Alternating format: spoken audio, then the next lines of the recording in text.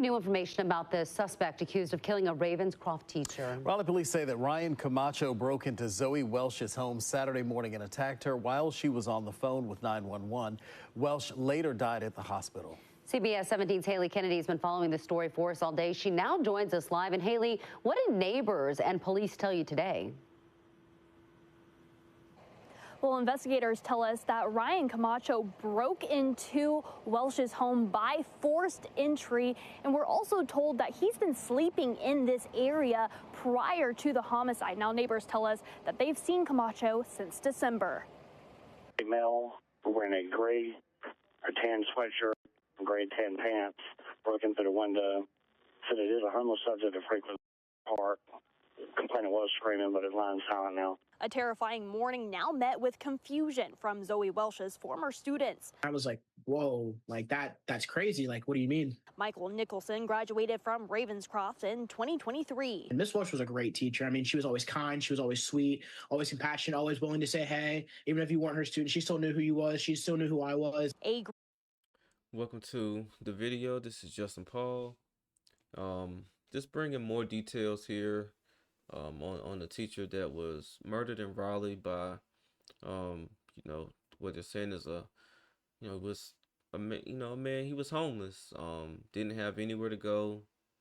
They said he was frequenting Fletcher Park, so I'm sure he was sleeping in that area, and broke in through the teacher's window, and we all know what happened, and he's currently being held with no bond.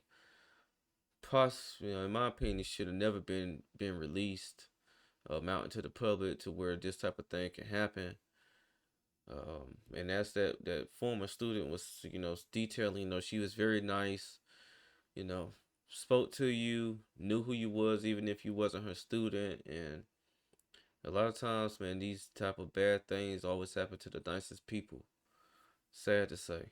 But see what other information Growing we get. memorial of flowers sits outside her home on her driveway. Just steps away is a tarp and sleeping bag tucked away in the trees at Fletcher Park. Investigators say her accused killer, Ryan Camacho, was unhoused. His latest arrest warrants list his address as anywhere, but police have yet to confirm this belongs to Camacho. It horrified me. Neighbors told me off camera that they have seen Camacho here since December. That's when he was released from jail after Wake County dismissed misdemeanor charges against him. The district attorney's office wanted him involuntarily committed for psychiatric treatment, but a judge believed he was not a danger to himself or others. And we know that there are homeless people in here all the time, sitting on a bench, we're walking around, but they should come and enjoy the park too, just not live here. One concerned neighbor says she's reported the homeless camps in Fletcher Park to city leaders and police, but says no action has been taken.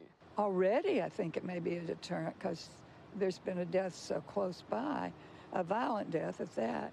But I think it'll be a deterrent to people using this absolutely beautiful park. Students now hoping Welsh's story will spark change in the justice system. The educators that we have are great in our state, and they're loved to behold. And I've had so many teachers, especially at Ravenscroft, pour into me and make me the man I am today. It's really hard to see those, someone like that taken, too soon.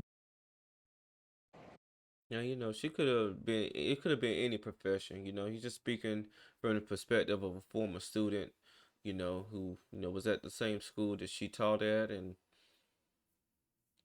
as the one community member was saying, who, declined to actually be on camera, but she was saying that she, reports the homeless sleeping in the park. And as she was saying, she didn't say that they don't deserve to be in the park. She just said that they shouldn't be sleeping in the park.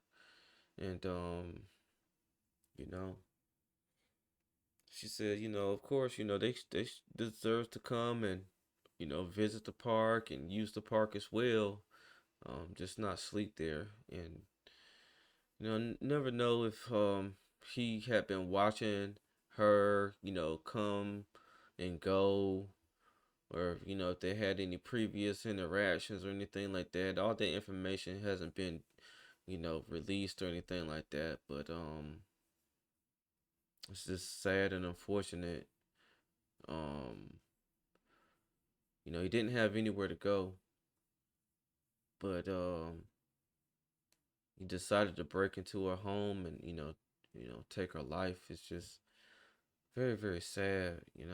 Again, man, I felt like